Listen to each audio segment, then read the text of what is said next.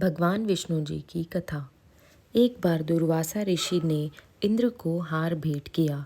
इंद्र ने हार पर विशेष ध्यान नहीं दिया और अपने हाथी ऐरावत के दांत पर उसे रख दिया। ऐरावत ने उसे नीचे गिरा दिया। यह देखकर दुर्वासा क्रोधित हो गए।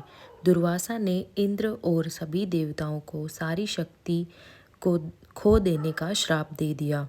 श्राप के कारण इंद्र और अन्य देवता अपनी शक्ति खो बैठे और असुरों के साथ युद्ध में हारने लगे।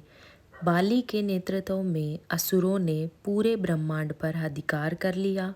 जब कोई रास्ता नहीं बचा तो इंद्र ने विष्णु से सहायता मांगी।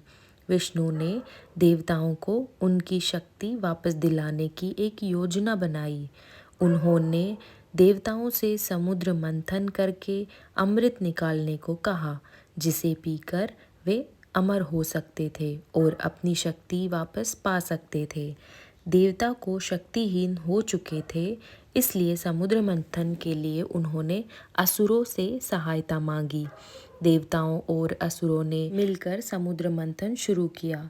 विशाल पर्वत मंदराचल को मछली बनाकर मंथन किया जाने लगा, लेकिन भारी पर्वत समुद्र में डूबने लगा।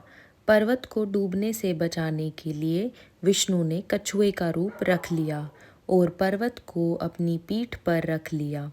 विष्णु के कछुए के रूप में आने को ही उनका दूसरा अवतार कूर्म अवतार कहा जाता है।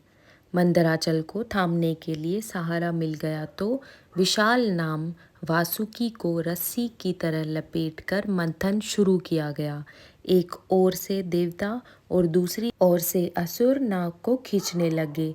समुद्र मंथन शुरू हुआ तो भारी लहरें उठने लगी। उससे बहुत शीघ्र विष हलाहल भी निकला।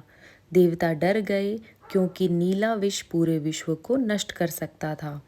वे सब मिलकर शिवजी भगवान से रक्षा की विनती करने लगे। शिवजी ने प्रकट होकर सारे विष को पी लिया। इस विष को उन्होंने गले से नीचे नहीं उतारा, बल्कि गले में ही रोक लिया। तभी से उनका गला नीला हो गया और वे नीलकंठ कहलाने लगे। मंथन शुरू हुआ तो समुद्र से बहुत सारे रत्न, आभूषण और उपहार निकलने लगे। इच्छा पूरी करने वाली गाय कामधेनु, धन की देवी लक्ष्मी, इच्छा पूरी करने वाला पेड़ कल्प वृक्ष और अंत में हाथों में अमृत कलश और आयुर्वेद लिए धन्वंतरी जी निकले। अमृत बाहर आते ही असुरों ने कलश छीन लिया। देवता और असुरों के बीच भीषण युद्ध हुआ। अंत में विष्णु ने सुंदर युवती मोहिनी का रूप धारण करके असुरों को ललचाया और उनसे अमृत छीन लिया। असुरों से अमृतसर विष्णु ने अपने पंखों वाले सारथी गरुड़ को दे दिया। गरुड़ ने जब कलश थामा तो कुछ अमृत छलक पड़ा। उससे अमृत की कुछ बूंदें उज्जैन, नासिक, इलाहाबाद और हरिद्वार में गिरी। कहते हैं कि इन बूंदों से भूमि पवित्र हो गई और हर साल कुंभ मेले में श्रद्धालु इन शहरों में आकर अपने पाप धोते हैं। देवता अमृत पाकर अमर हो गए। हालांकि कुछ असुर भी अमृत की बूंदें चखने से सफल हो गए, इसलिए वे भी अमर हो गए। दो असुर राहु और केतु अपना वेश बदलकर देवताओं के बीच बैठ गए। सूर्य और चंद्रमा ने उन्हें पहचान लिया और विष्णु जी से उनकी शिकायत कर दी। विष्णु जी ने सुदर्शन चक्र से उनके सिर काट दिए।